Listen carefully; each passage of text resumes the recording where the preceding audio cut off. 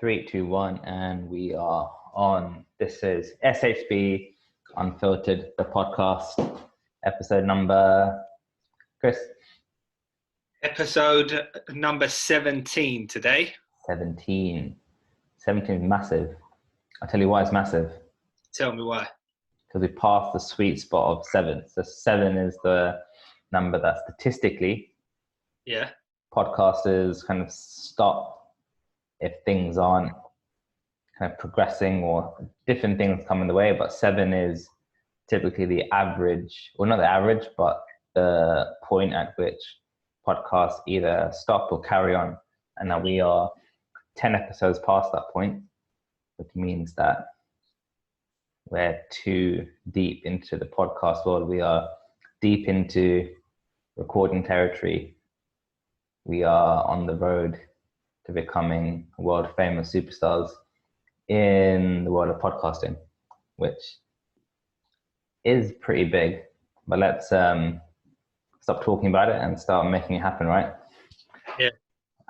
Just so anyone who's listening to this for the first time does not know, this is the only podcast featuring people who stutter that streams live on Facebook and takes questions, answers, and responds to comments. We are podcasting every day, streaming every single day during lockdown as London and the rest of the world gets to grips with COVID-19. We thought it would be a great idea to start a daily podcast and engage with our community, keep ourselves sane, and create something that we can look back and really be proud of. Isn't that right, Chris? Exactly that. Exactly that. I think that was a fairly good introduction. Do you have anything more to add on that? No, I think you've said all that needs to say. That needs to be said for the intro. There is one thing I didn't miss. What's that? My name is Ruben Pillai. Today, it's just me and you, Christopher Jackson, aka CJ. I'm Christopher Our Jackson. friends have deserted us. Not sure where they are. And I hope they're not breaching the laws of the land and stepping outside of their house for unnecessary trips and breaking lockdown regulations, right? I hope they're not. I hope they're not going out. I don't think they are. Yeah, hopefully. We got a good evening from friends of the podcast, Leo from Finland. Hi, Leo. And our friend of charity, Faizan. How's it going, dude? Thank you very much for joining us on this glorious Monday evening. The sun is shining and we are ready for a fantastic hour-ish of gas talk about stuttering and whatever comes into our mind in that period. Yeah, what's the topic for today, Ruben? What are we discussing? Today it's a very special topic. I think one person watching this podcast, or more than one, but one may really enjoy it. I thought it would be a good chance to talk about letting go and what exactly that means for us as people who stutter, people who embark on WOMS, which is working on my speech, working on your speech. So letting go. Chris, do you want to kick off and give us your expert kind of overview of letting go, and maybe ask me some questions today, because I think I've been the traditional interrogator on this podcast. Yeah, letting go. A lot of people see that as them earning the right to go for fluency. But I don't see it just as the right to go for fluency. I see it as more of the right and the want to get involved in as many speaking situations as you can. I think that when we focus too much on when is the point that we're allowed to let go, we're trying to chase something that we don't really need to be chasing, and that is fluency.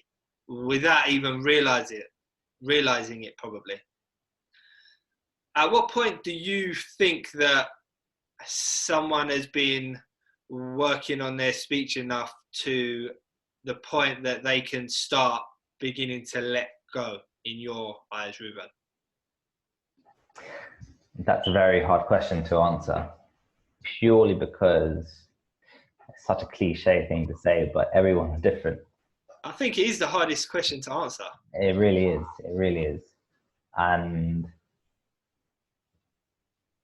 you won't really know until something happens, by accident probably, and then you kind of get that epiphany yourself. And by epiphany, I mean you could be randomly thrown into a situation where previously you really struggled in. But just by accident or just by chance, something happens and something clicks in your mind. I believe that kind of truly letting go will have to start from your emotional system. And if you can really smash a situation, but have full lockdown on your emotions, or just completely oblivious to what you're feeling, and have that disconnect and disconnect your emotions from your speech in that point, then that might be when you have kind of the experience or the right to let go in your technique at times.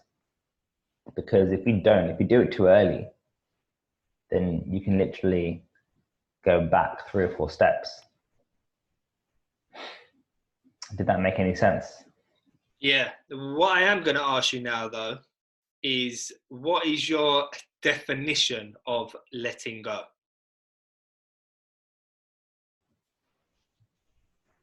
Probably I'd say disconnecting your situations from your emotions. Okay. Disconnecting the situations from your emotions. So if anything bad happens or anything good happens, even, you've got an even keel, you've got that balance within you, and you aren't triggered as you were before. Yeah. I remember when I was working on my speech earlier, my mentors told me after a little while, they told me there's no need to congratulate yourself when you have a small speaking win, but there's no need to get upset with yourself when you don't have a great speaking situation. You have to find a way to be neutral. You have to find a way to have no emotional attachment to either of them, because having too much emotional attachment to either of them can be very unhealthy, and it can be counterproductive. If you're constantly focusing on wins, and you have a bad speaking situation, then chances are that bad speaking situation will feel worse to you than what the 10 good felt to you, if you know what I mean. If you're too hung up on that. That's why I feel that letting go is important, because you are removing the emotional attachment to either side of that. Do you understand what I'm saying? Yeah, I do. So this probably leads me on to a good question on the back of that, which is, how do you kind of control your emotions when things are going right for the first few times ever, probably? How do you stop yourself from getting overexcited, or how do you coach someone and keep them on their feet? I think it's very difficult to coach someone through that. It's very difficult to explain how that can happen to someone before they've experienced it. Once they've experienced it, then it's a lot easier to coach, because they then understand where you're coming from. When you first start working on your speech and you get a bit of control and you feel like you're in total control, you can't imagine. It's very difficult to imagine not having control once you've reached such a high.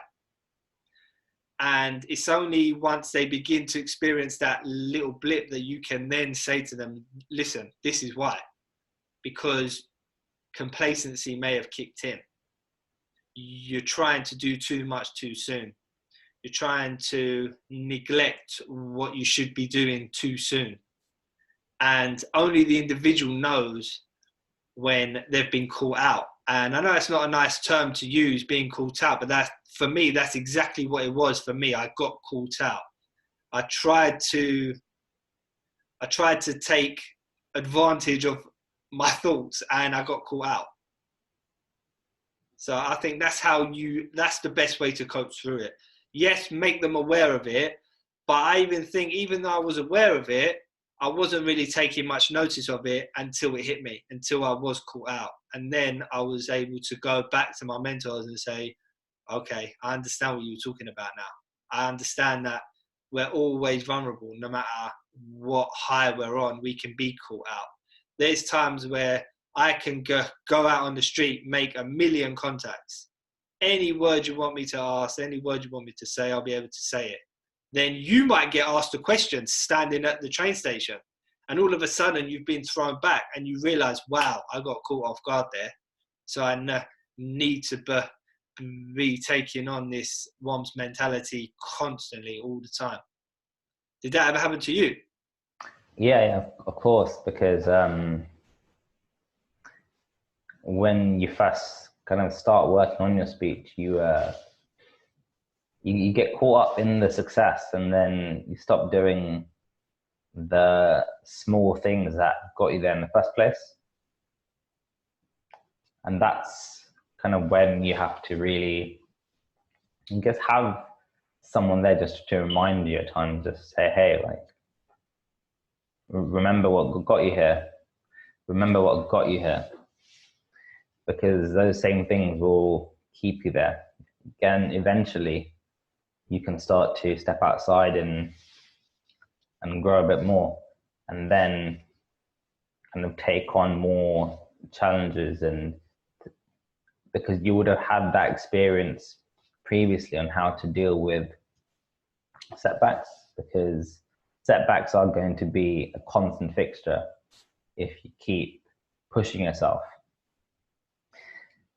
So just thinking back to when you said caught out, when you're coaching someone,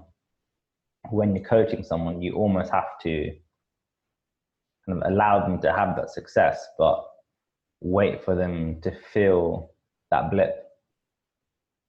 Because some personalities, you will not be able to get through to them until they feel that blip. Yeah. Because they'll be caught up in their own success, and that's fair enough, right? Because they've managed to free themselves for that moment in time from something that's been clutching at them and controlling them for so long.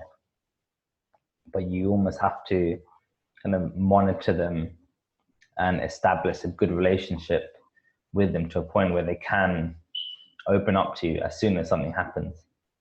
Because too often I've seen kind of high expectations on both sides being set very early on, to a point where when that blip occurs, that person is uncomfortable to open up.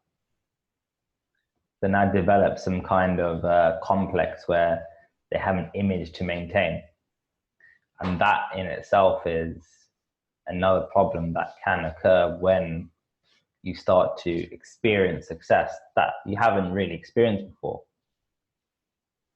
How do you kind of it's hard to say, but how do you tackle that kind of situation where either like the person has that complex where they're not able to open up, but you know deep down that there are issues and there are kind of problems, and they may have opened up to someone in your network, so you know about it, but they aren't able to open up to you, and you are the one who's responsible for coaching them.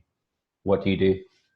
I think as a coach, you have to address it with that individual. You have to almost make it comfortable for that person to have that conversation with you by starting that conversation. I think coaches, we underestimate how important we are to people's lives. It's not just speech.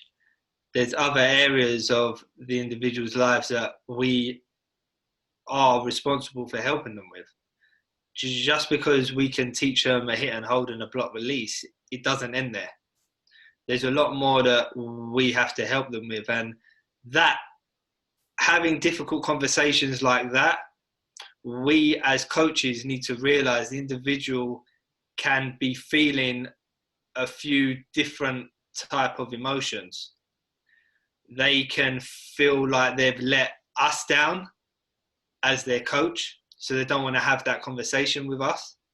They feel like they've let their family down. If someone's recommended you to be their coach and you've helped them and now they're experiencing a blip again, they feel like they've let them down.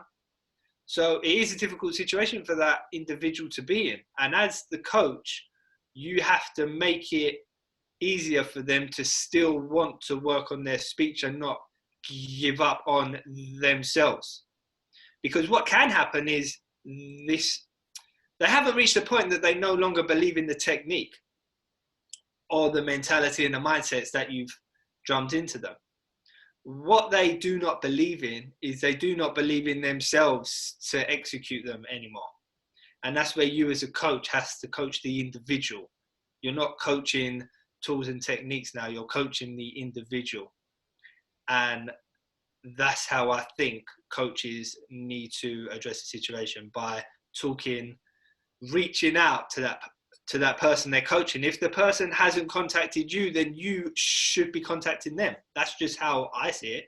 If you've committed to coaching that person, it's not a one way. It's not, I'm the coach, I'm going to sit here. If you want the help, then you call me.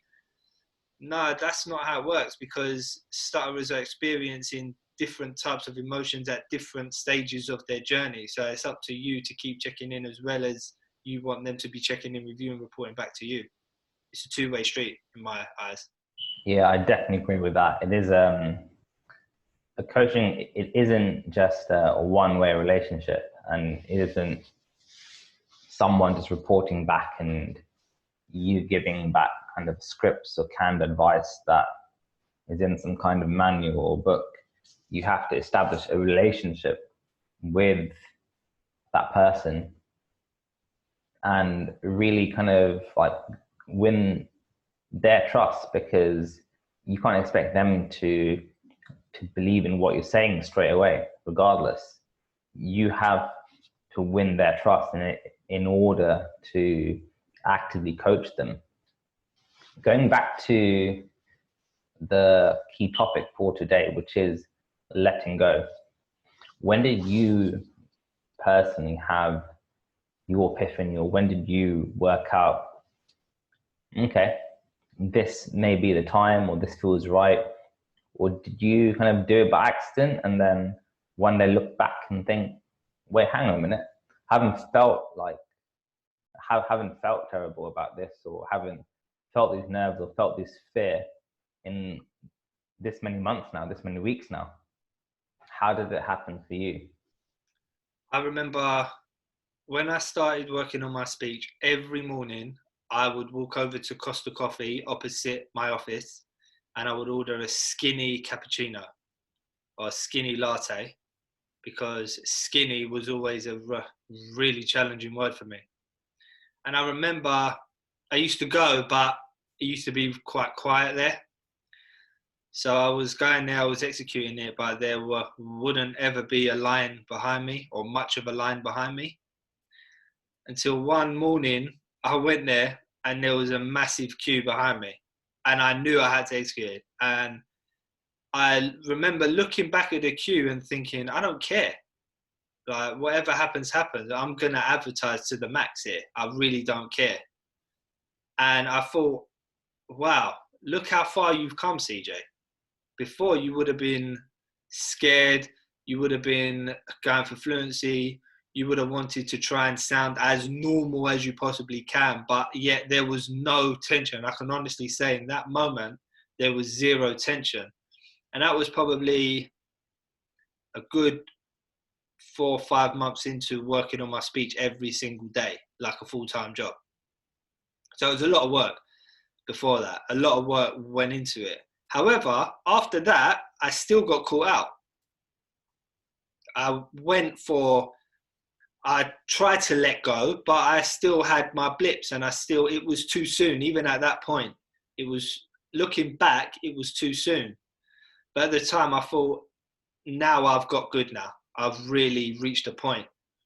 I'd say after that, when I really realized that this is the right time, was after the speech at UCL. I think that for me was a real turning point, to be able to do that, because that was my ultimate dream come true. That's awesome, man. Huh? That's really good. I still remember you were a bit nervous before. Yeah. A fraction nervous. Yeah. You pulled it off nicely. Very, very nicely. Yeah, but it was because that meant a lot to me. Some people have no aspirations to make a public speech. It's irrelevant to them. They don't care. Even though they have a stutter, they just think public speaking is not something I've ever really wanted to do. But for me, that was the be all and end all. If I got through that, I knew I'd made massive progress.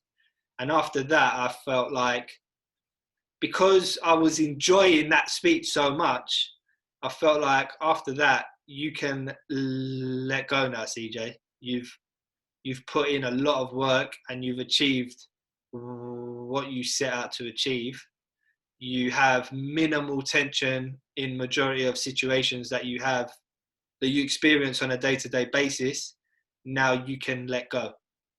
That was the real turning point for me.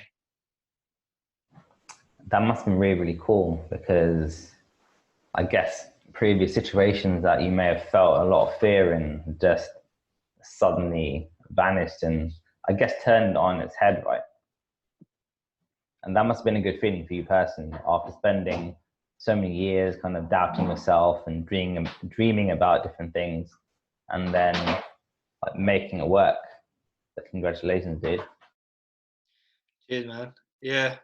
Listen, I felt like I learned a lot from that. I learned that pushing meaningful comfort zones is important to changing your belief system. When you do that, you then can transfer that into other areas of your life.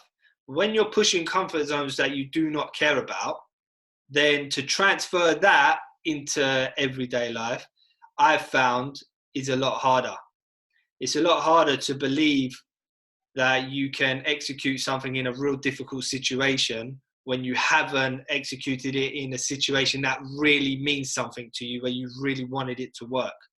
And for me, that was that situation that really meant something to me, that I really wanted to be able to conduct myself in a certain way, and I executed it. So to be able to transfer that into other areas of my life, it worked. But I find that a lot of people let go when they haven't experienced that moment for them. Do you know what I mean? Yeah, so you're talking about things like doing contacts, but you don't really have anything at stake. So you're talking to strangers, asking for things you don't really need, asking for directions to places you don't really want to go to, calling up hotels to book rooms that you don't want to book in the end. Yeah, when you have to actually book them, or when you need them, that's when things kind of change. That's when there's added pressure. Yeah. I remember I used to make phone calls all the time, contacts all the time. And I remember me, Simon and Ayo went to Greece together in May of 2018. And I remember I called up the local cab office and I booked our cab to the airport. And that, even though that was a small little win, that to me meant more than all the hundreds of contacts that I had made previous to that. Because that was something I needed. That was something that I needed to happen. I needed to get a cab to Gatwick Airport. So that to me was like, that made up for all the previous contacts that I made before.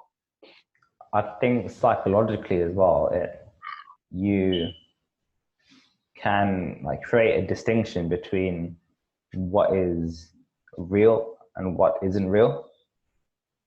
And because when you're practicing contacts, so don't get me wrong, there is a place for contacts.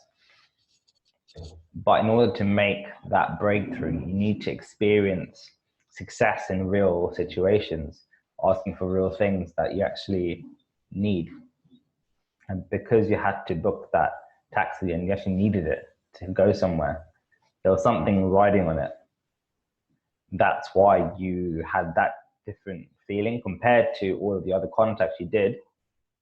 That's why that one made a massive difference for you, because it proved that it can work when I actually need to use my speech. I've actually got a story for you, and it was from today actually. Yeah. Yeah, it isn't the most exciting story, but I will kind of try to make it exciting as possible. Make it as exciting as possible. So I've been really comfortable with my speech for a long while now. I do experience blocks and freezes occasionally. You would have heard it here in this podcast. I would have kind of repeat sounds and just went back and counted it, which is all cool. And from the work, I have a bit more tension in my speech, but I'm working through all the scenarios and doing my practices, and things are in a really good place generally. The career is going good, and everything is going well, relationship, friendships, etc., etc. So with the coronavirus in town, I signed up to be an NHS volunteer. So they give you this app where you make a profile, you put your picture. I put my name down to be a respondent. So if someone was in self-isolation, they could tap on the app like an Uber and request someone to contact them, go to their place, maybe pick up shopping for them or medicines, because they aren't allowed to leave the house. And so I'm just working home today on my laptop, and my phone buzzes. I think I missed the first one. Then it buzzed a few more times. I checked it and got a call out on the app. So I was like, mate, this is the first one. It's my time to shine. I ran upstairs, put my trousers on, because I've just been in my shorts for the past 3-4 weeks. Got my car keys, and jumped in the car. And then I got the details. The person had their phone number there.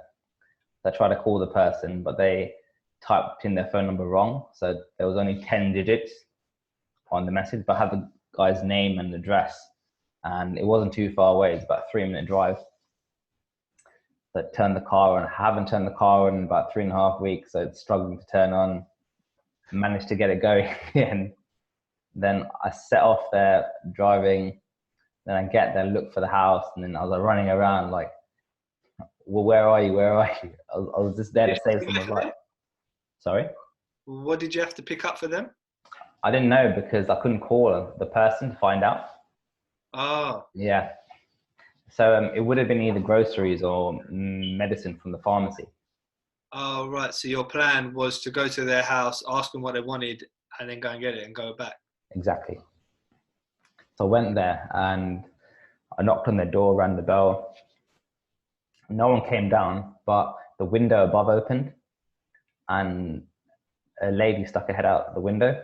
She must have been that guy's daughter, probably. She was probably in her 50s, and she stuck her head out the window and she said, "Hi, can I help you?"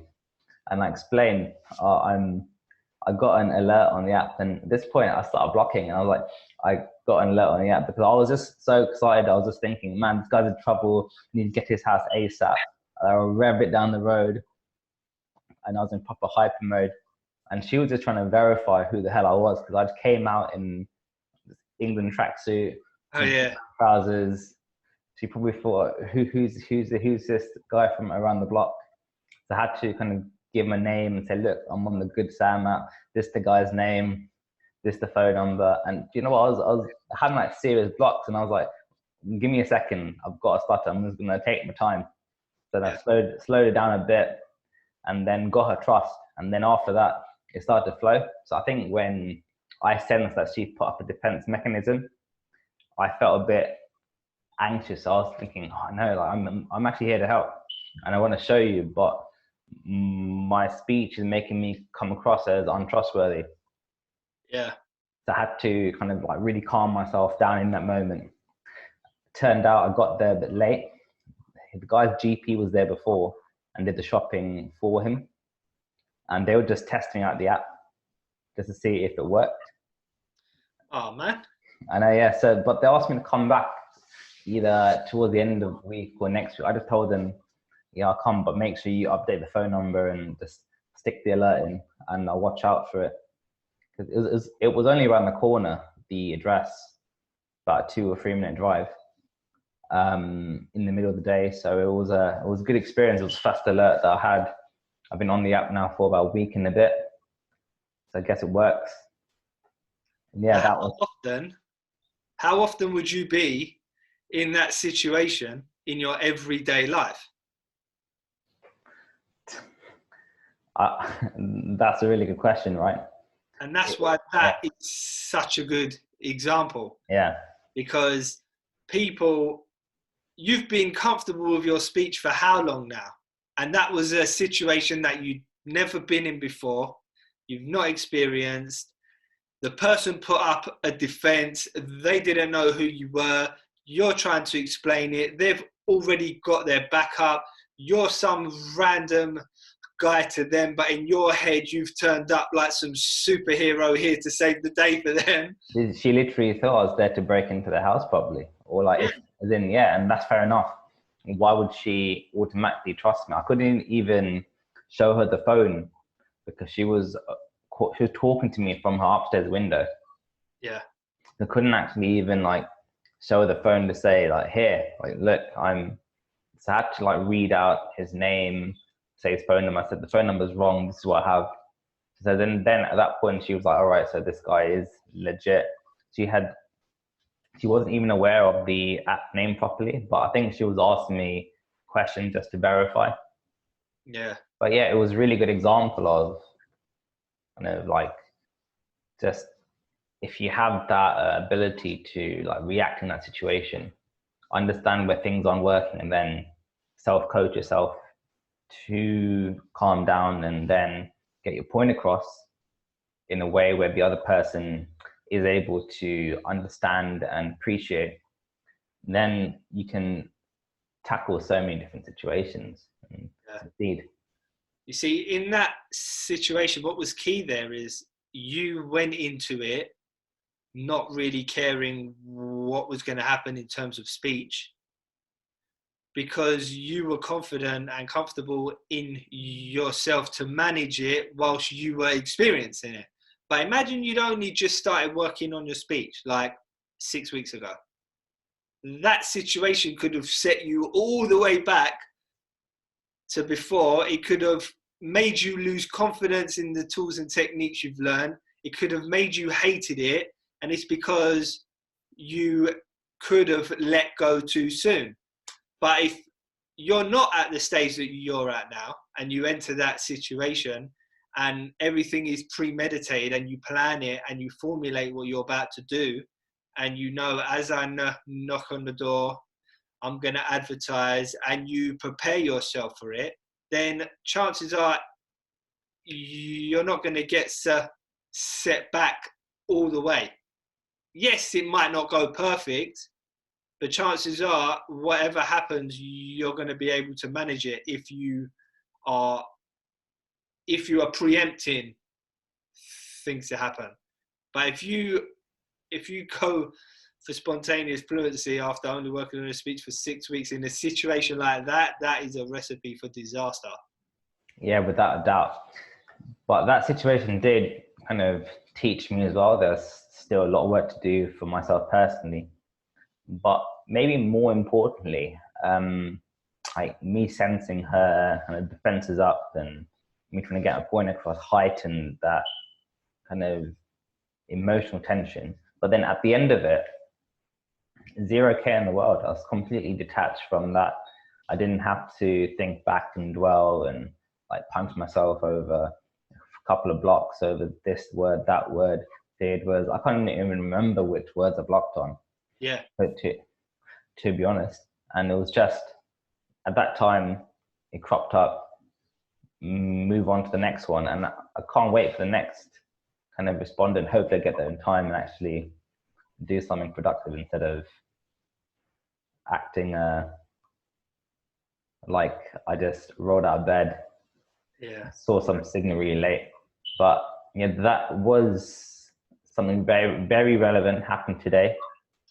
They've got proof on my phone, happened at 12:35 p.m. in Croydon, South London.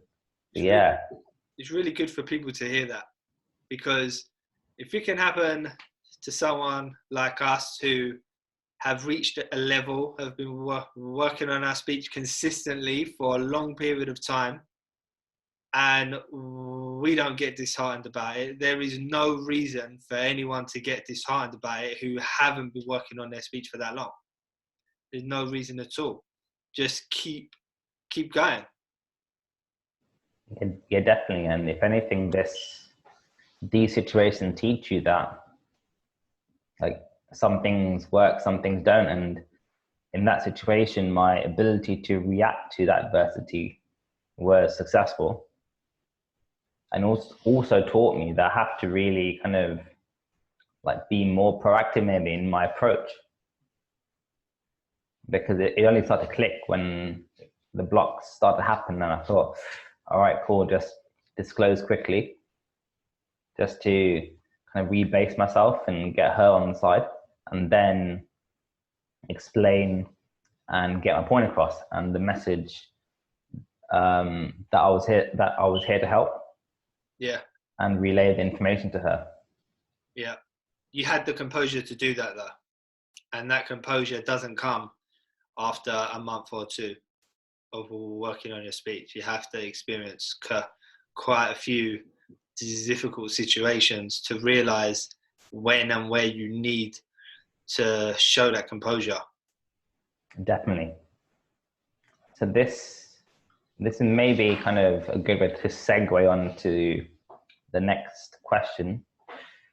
And if you are kind of trying to coach someone and they are maybe going for spontaneous and going too early for perfect fluency without going through the mechanics of really advertising their stutter when they talk, do you think having a coach who is transparent, able to talk about some of their more like negative or trickier situations, as well as the positives, because you hear so many different successful stories and positives and permanent transformations where someone was here and now they're here, and you never hear anything about their ups and downs, because if anything, the information that will help you in the long term is how that person reacts from their ups and downs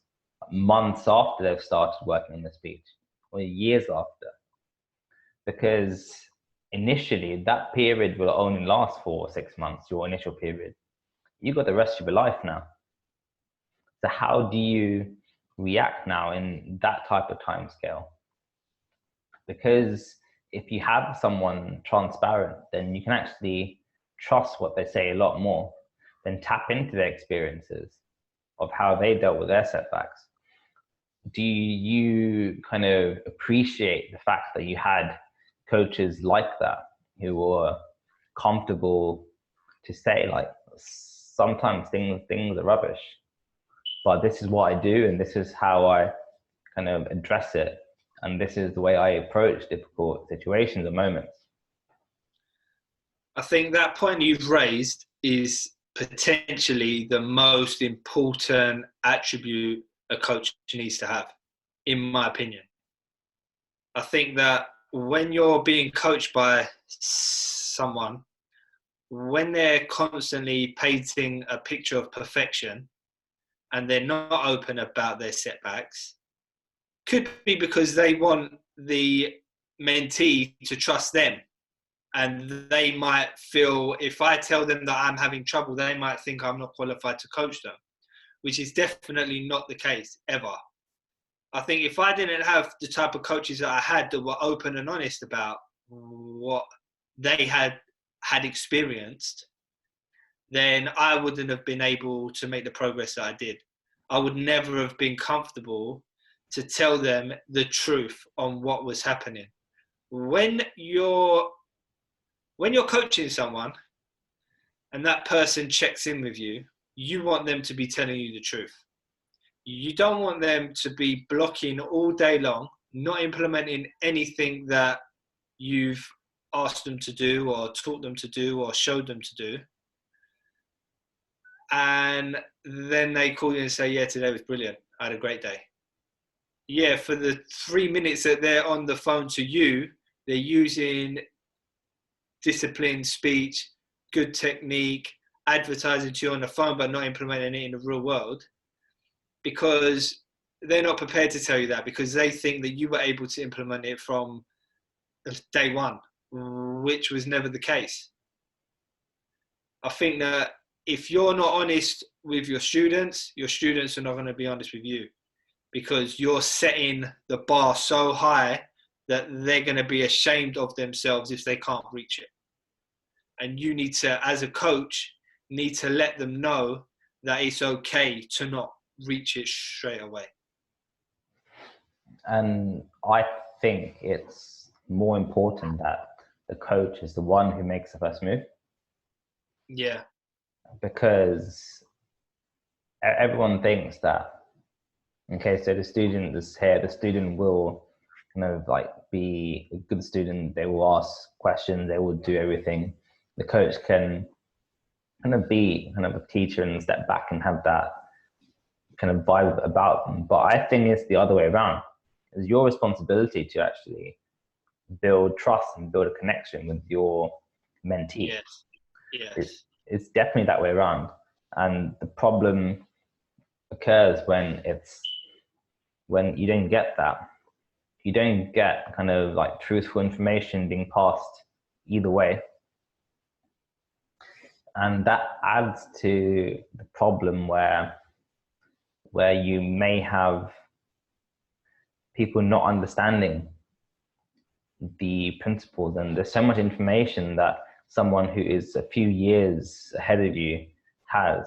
And if you're unable to really tap into that experience, because the two of you can't get your act together and really establish a trustful relationship, then it's a massive, massive shame. Because small things like understanding when to let go, and understanding that it's okay to try it, experience it, see what's worked, see if it was too early, because sometimes you may not know if it's the right time, but you won't know until you try it out. And then if you can actively work with the coach and actually maybe do contacts where you let go with the coach around you feedback, or bit by bit transition into you going out by yourself and doing it, instead of doing it behind the back or behind the back of your coaches and then coming back, then you're missing out on a massive opportunity to progress in your speech. Because the amount you can learn from actually trying to let go in the presence of your coaches is massive. Happened to me once, and I come so far unstuck. It was a joke. I remember when we went to Greece, me, Simon, and Ayo. I think it was just me and Ayo. We went out. We arrived at our apartment that we were renting. We went out and we thought, let's just try doing some contacts in Greece. Ayo knew I spoke. I don't speak Greek, but I knew the odd word here and there. And he said, well, why don't you try to talk Greek? I was like, all right. The first time I tried to talk Greek, that's it. I had one of the hardest blocks I've ever had, probably in my life. And what I was asking for is EGOSI, which means 20. Because we were on the street, our house number was 20, and I just wanted to ask, do you know where 20 is? And I went to say EGOSI, and I didn't implement anything. Went for spontaneous fluency, got way too big for my boots, and I was struggling, looking away, looking at the floor, like the worst block I've ever had. And AO looked at me and he said, too much too soon. Straight away, he was like, too much too soon. Now I want you to go do it again, and I want you to advertise now. No excuses. And then I was able to do it, and I was able to build up. But then for the rest of the trip there, I was a lot more disciplined because I learned the hard way. Lucky that I learned it early on in that holiday, and I was able to get back on track straight away. But I couldn't lie to my coach about what happened because my coach was standing right there, and he didn't get me out of trouble. He didn't talk for me. He stood back, and after he was like, see, I told you it happens to the best of us. And that's when my speech, I felt, was at one of its strongest points. I was still capable of doing something like that. Do you think then that it is that in order to progress, you can't be told like every little thing on the roadmap? You actually have to go out there and make that mistake yourself, but be in a position where you can be honest and truthful about it to your coaches. Because if you didn't have that experience, then you wouldn't learn properly. It's different when if AO tells you, now's the time, and the spoon feeds you, it would not have had that much of a profound effect on you and the way you've acted for the rest of your trip. Yeah. Because maybe it's a good thing you had that experience, like struggling with that word. It was. I feel like as a student, you're given the whole approach. You're showed everything. But then through your experience and implementing things, you as an individual, and this is different for everyone, you can remove that out of your repertoire. You can remove that and you can emphasize this and emphasize that and emphasize that, knowing that these are the core things that help me to gain control of my speech.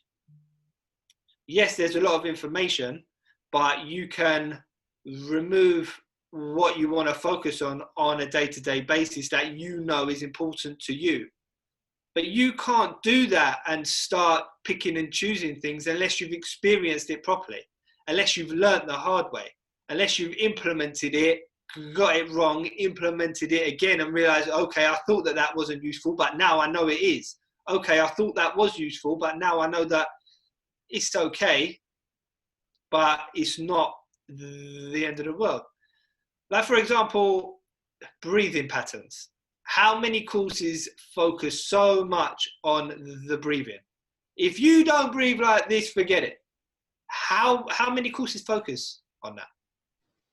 Even quite a lot of speech therapy on top of kind of self-help type courses, their focus is more on kind of like affecting your speech or affecting your breathing or changing the pattern, the rhythm, and the way you talk, the mechanics of talking. But there isn't enough emphasis on the other side, the honesty, the kind of like transparency, trying to be more open and I guess not trying to hide. And that's probably a key bit here, not trying to hide, because if you want to let go of control because you want to hide, then that's going to be your downfall.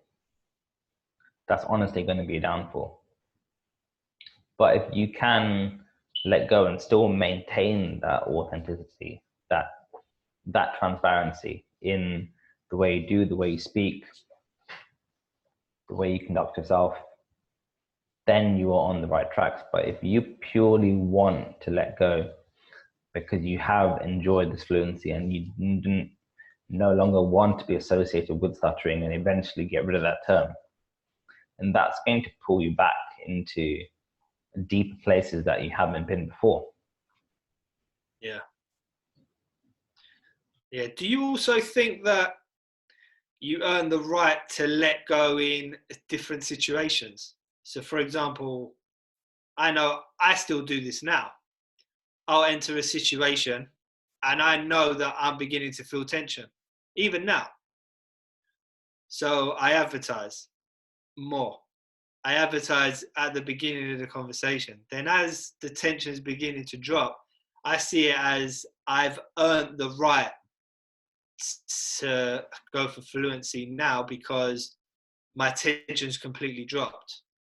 And that can vary. Like today, if you would have gone into that situation that you were in today and advertised straight away, maybe by the point that you got your first two sentences out, you may have been completely relaxed and you could have potentially been fluent for the rest of the conversation. But it took for you to have to do that little blip at the beginning, recompose yourself, and then go again. Yeah, definitely. I agree with that point regarding the situation today.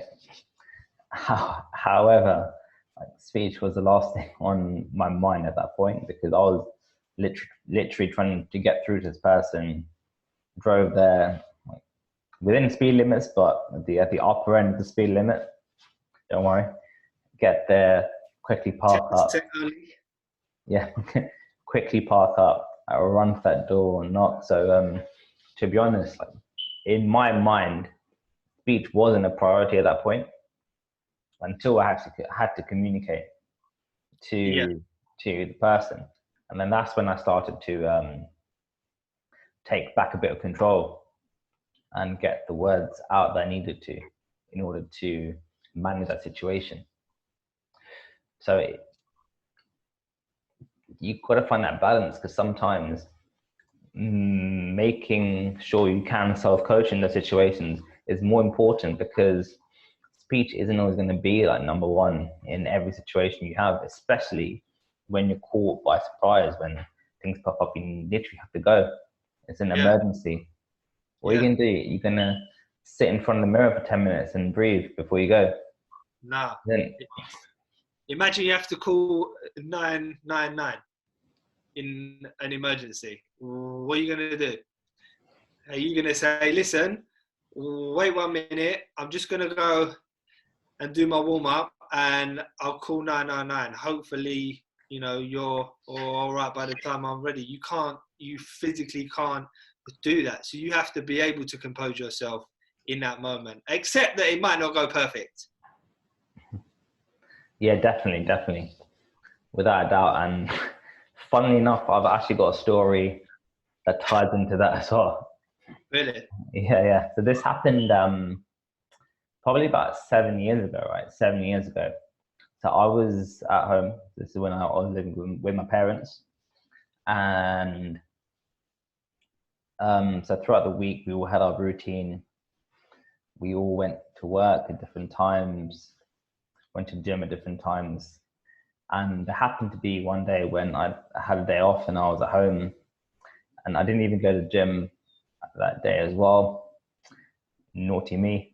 But I was at home alone and I went to eat breakfast and stuff. And at one point in the morning, I think this was about maybe 10:30, 10 o'clock, got a ring at the door.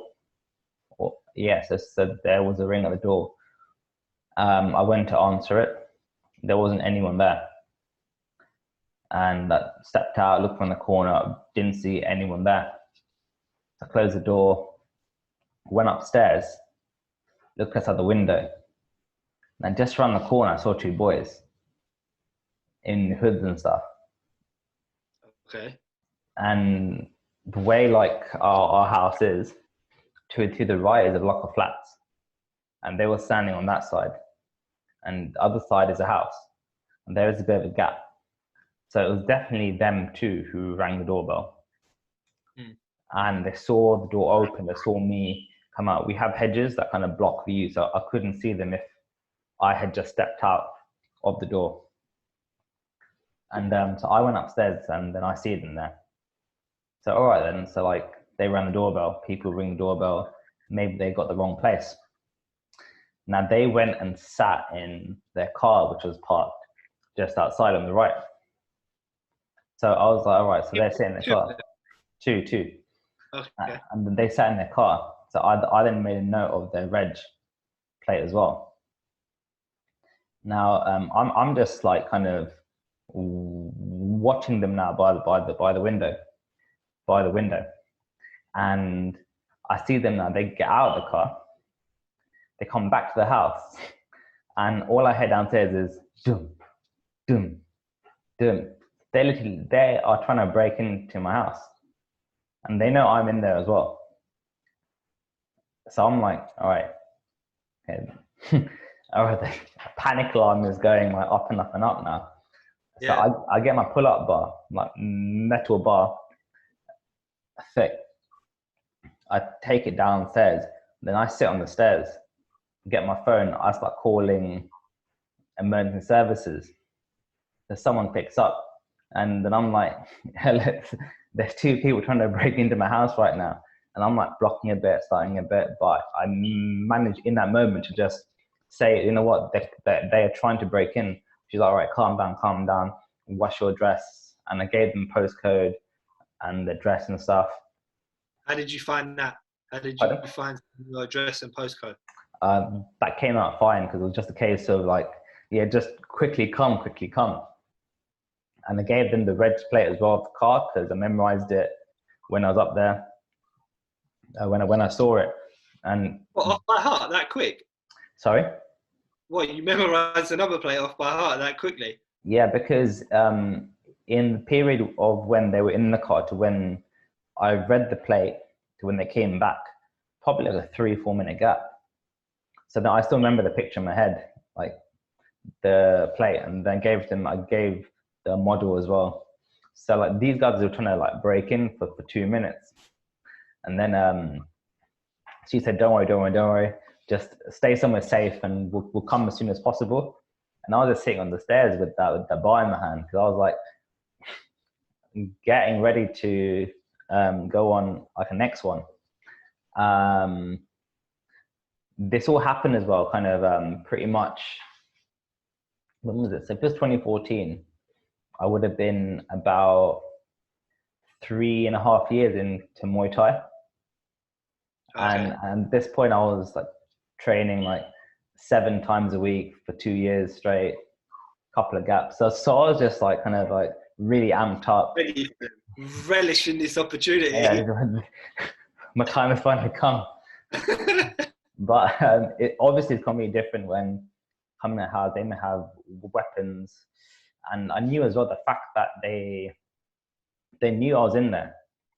They were still prepared to break in. Yeah, but that's different, because normally, if they want to really rob your house, they would wait for it to be empty. And the fact that they were prepared to break in with someone there, they were prepared to hurt them as well. So I was aware of this, and there's 2 of them, and you know what they're going to have, right? Because they wouldn't come in there unarmed. You wouldn't think so. No. So they're banging, they're trying to break through the door, and eventually it just stops. It just stops. So then I go upstairs, I see like kind of where they're gone. The car's also gone as well.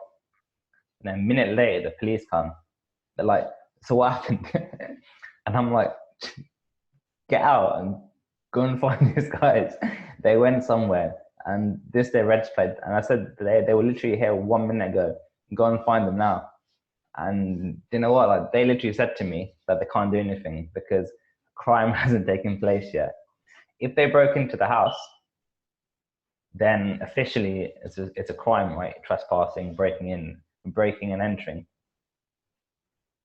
But the fact that they were trying to break in is kind of classed as aggressive knocking on the door.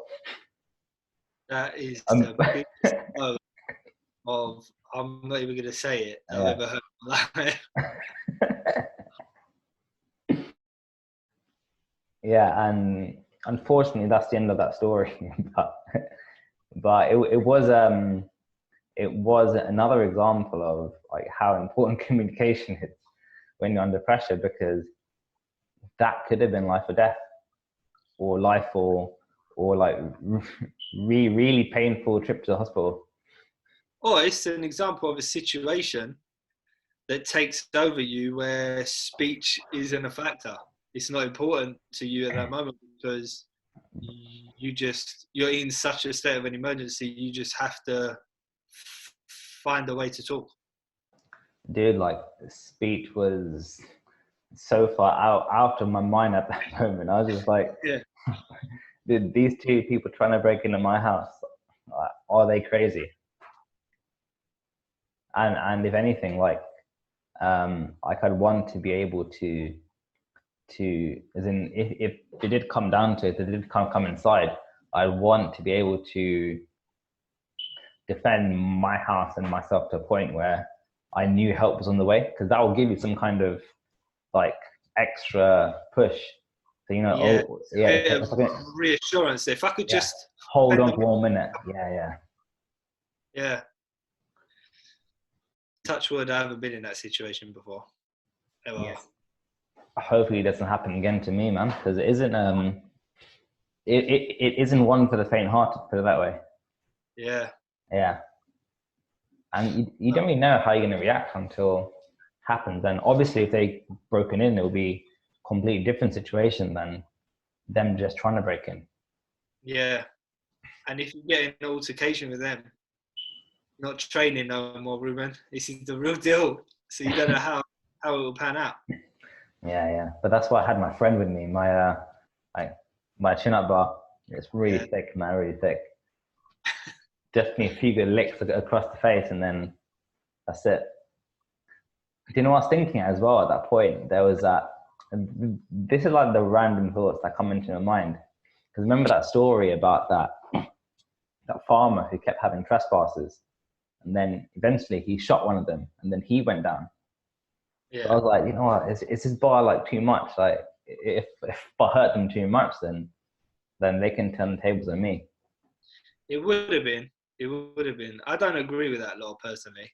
I think if someone breaks into your house, then you have to have the right to defend your home. But how dare they take him to court for that? Come on, as well. But in America, if someone breaks in your house, you're pretty much allowed to kill them. To some extent, I think that there are certain places in the Midwest where, in a strange way, it's really safe because everyone's got guns. So no one tries to like mug people off. There's an understanding that if it does come to it, it's actually like really serious shit, but they're both prepared to actually die and stuff. But you don't get petty stuff because everyone's got guns and they know the deal. Yeah. They know there's a good chance that the person's going to shoot back, where here, people know that people are not really prepared for it. Yeah, and then at that point, speech is definitely down, way down in your list of priorities. Yeah. All right, Chris, I think we've had a fantastic evening. I'm actually starting to lose track of time as the sun starts to stay out a bit longer. Yeah. Have you got any final reflections on letting go? And maybe you don't have to repeat what we've said already, but have you got maybe somewhere summarizing and tying everything together nicely for our listeners? I think during this podcast, we've learned two things. First thing is that Ruben has got a photographic memory to be able to memorize that number plate so quickly. And the second thing, on a more serious note, is that I think we've identified the key point when people ask, at what point is it okay to let go? I think we've learned that when you can self-coach yourself through any given situation, that is the key point that you can let go. Perfect. Short and sweet. That's what I like, actually. I like being concise. I appreciate it. It's easier for you to actually give valuable information to people without them switching off. Thank you, Chris. I appreciate you so much. I appreciate you too, man. Appreciate you too. All right, let's call it. This is the end of episode 17. 17, dude. You know what? We're so close to 20. It's very, very exciting. But let's not get ahead of ourselves just yet. There's still a long week ahead and a lot to talk about. We have some fantastic guests coming on over the next few days.